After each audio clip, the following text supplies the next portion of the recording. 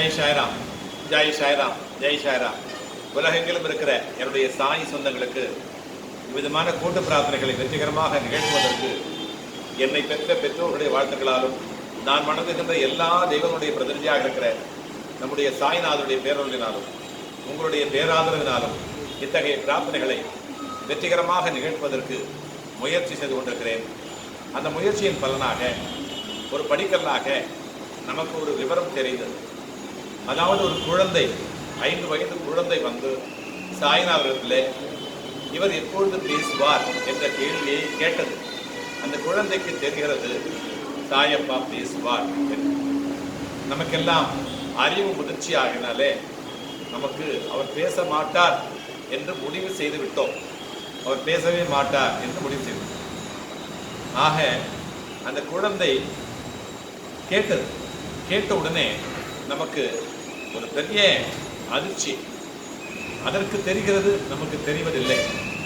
ஆக நாமும் பேச முயற்சி செய்வோம் என்கின்ற ஒரு முயற்சியிலே யாரெல்லாம் ஈடுபட்டிருக்கிறார்களோ அவர்களுக்கெல்லாம் கண்டிப்பாக தெய்வம் நேரடியாக பேசும். மனசாட்சி யாருக்கெல்லாம் இருக்கிறதோ அந்த மனசாட்சி உள்ளவர்களுக்கெல்லாம் கண்டிப்பாக தெய்வம் நேரடியாக காட்சி கொடுக்கும், பேசும். முதலாவதாக நாம் சாய்நாதரை உபாசிக்கின்ற பொழுது அதாவது பக்தர்களுக்கு பொதுவாகவே சாய்பாபா நேரடியாக பேசவில்லை என்று சொன்னாலும் கூட ஏதாவது ஒரு செய்கையின் மூலமாக, ஒரு புஷ்பம் விழுவதன் மூலமாக, அல்லது அதாவது ஜந்துக்கள், பல்லி, பாம்பு, கீரிப்பிள்ளை, குருவி, கிளி, காக்கை, இதுபோல ஏதாவது ஒரு பறவைகள் மூலமாக, நாயின் மூலமாக, அல்லது பேசிக்கொண்டிருக்கிற சக பக்தர்கள் மூலமாக, ஏதாவது ஒரு வாகனத்தின் மூலமாக, இப்படியாக பல வழிகளிலே சாயப்பா நமக்கு ஒரு சில விஷயங்களை உணர்த்துவார்.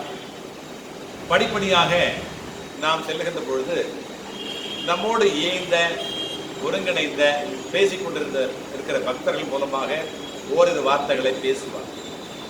அதன் பிறகு நாம் தியானத்தில் இருந்தோமானால் நம்முடைய அந்த பிரபஞ்ச சக்தியானதை நமக்கு உள்வாங்கிக் கொண்டு நாம் தியானம் செய்கின்ற பொழுது ஏதாவது ஒரு சில வார்த்தைகளை நமக்கு காண்பிப்பார். அதன் பிறகு யாருக்காவது, அதாவது நமக்காக அந்த பிரார்த்தனைகளை செய்யாமல் பிறருக்காக நாம் ஆத்மார்த்தமாக செய்து கொள்கின்ற பொழுது அந்த விஷயம் நமக்கு நடக்குமா நடக்காதா என்கின்ற அந்த ஒரு விஷயத்தை நமக்கு சொல்லித் தருவார். அல்லது நடக்காதென்றோ நடக்கும் என்றோ, அல்லது அது பிற்பாடு நடக்கும் என்றோ ஏதாவது ஒன்றை அவர் நமக்கு உணர்த்துவார்.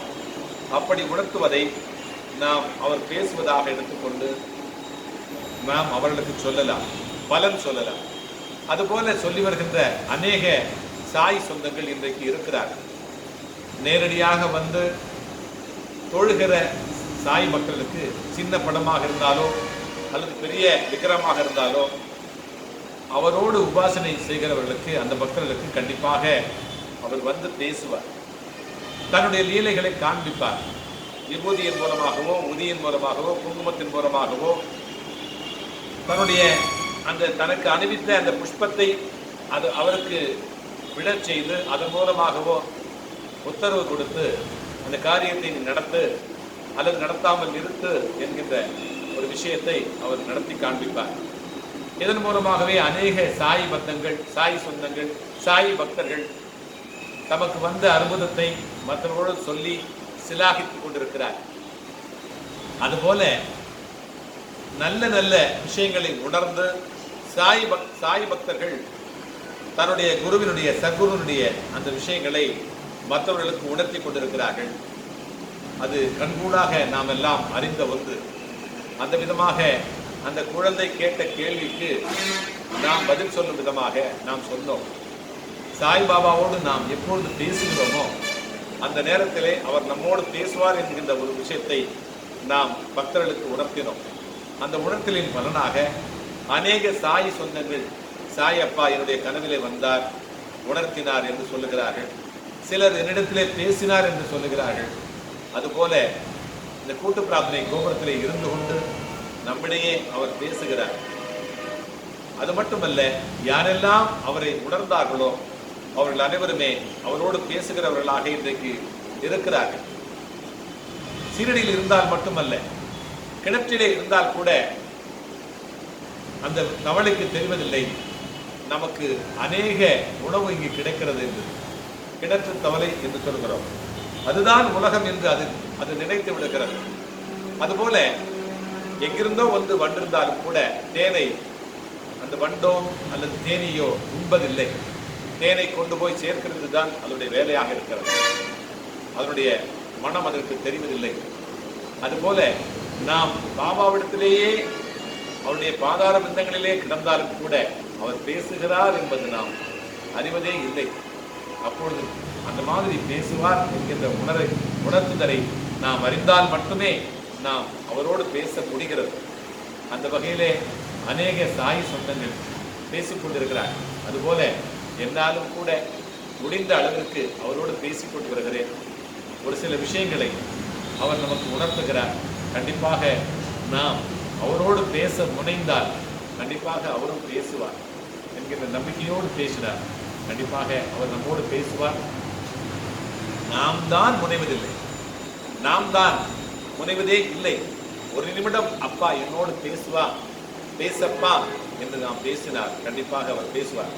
நேரடியாக பேசவில்லை என்று சொன்னாலும் கூட நம்முடைய மனசாட்சியோடு பேசுவார், நம்முடைய மனத்தோடு பேசுவார், பிரபஞ்சத்தோடு நம்முடைய இரண்டரை கலந்து சத்குரு நமக்கு ஏதாவது ஒன்றை உணர்த்துவார். அந்த உணர்த்தலின் பலனாக நாமும் கூட நடந்து கொள்ள முடியும். நம்முடைய சிஷ்யர்களுக்கு, நம்முடைய பக்தர்களுக்கு நாம் ஏதாவது ஒன்று சொல்லி அந்த உணர்த்துதலை கண்டிப்பாக அவர்களுக்கு சொல்ல முடியும்.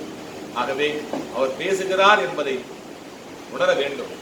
உலகெங்கிலும் இருக்கிற சாய் சொந்தங்கள் அநேக மக்கள் இதை உணர்ந்துதான் இருக்கிறார். எனவே நாம் அவரோடு பேசுவோம்.